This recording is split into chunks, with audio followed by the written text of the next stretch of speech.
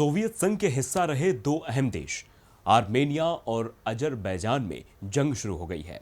दोनों देशों के बीच कई दशकों से बॉर्डर किनारे पर एक हिस्से को लेकर विवाद चल रहा है। पिछले काफी महीनों से स्थिति तनावपूर्ण थी, लेकिन बीते दिन हालात बदले और युद्ध शुरू हो गया। तो आइए समझते हैं कि दोनों देश कहां बसे हैं और युद्ध की शुरुआत कैसे हुई। सोवियत संघ के हिस्से में रहे दो अहम देश आर्मेनिया और अजरबैजान में जंग शुरू हो गई है। दोनों ही देश पूर्व सोवियत संघ यानी यूएसएसआर का हिस्सा रहे हैं, लेकिन 80 के दशक के आखिर में जब यूएसएसआर का पतन शुरू हुआ तो उसके बाद दोनों देशों के बीच विवाद बढ़ा। ये पूरा विवाद नागोर्नो काराबाख इलाके के लिए है, लेकिन बीते दिन हालात बदले और युद्ध शुरू हो गया।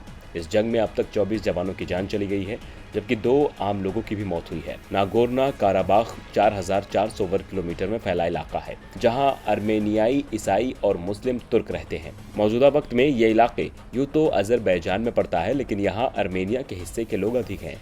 ऐसे में आर्मेनिया की सेना ने इसे अपने कब्जे में लिया हुआ है।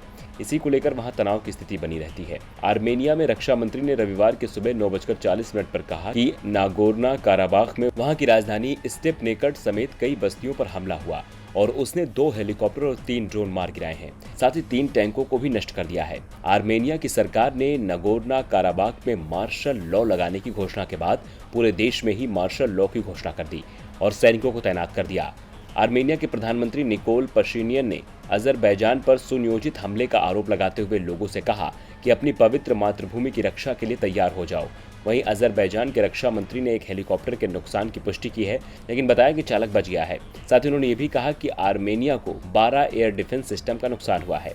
हालांकि आर्मेनिया ने जिस नुकसान का दावा किया है उसका अजरबैजान के रक्षा मंत्री ने खंडन किया है।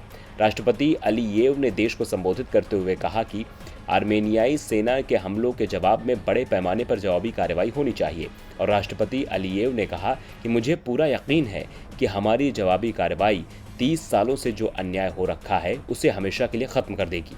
आपको बता दें कि आर्मेनिया और अजरबैजान पड़ोसी मुल्क हैं जो एशिया में ही आते हैं। पूर्व में दोनों ही सोवियत संघ का हिस्सा रहे हैं और यूरोप के बिल्कुल करीब हैं। भारत से करीब 4000 किलोमीटर की दूरी पर मौजूद आर्मेनिया और अजरबैजान ईरान और तुर्की के बीच में आते हैं। टीवी लाइव की रिपोर्ट।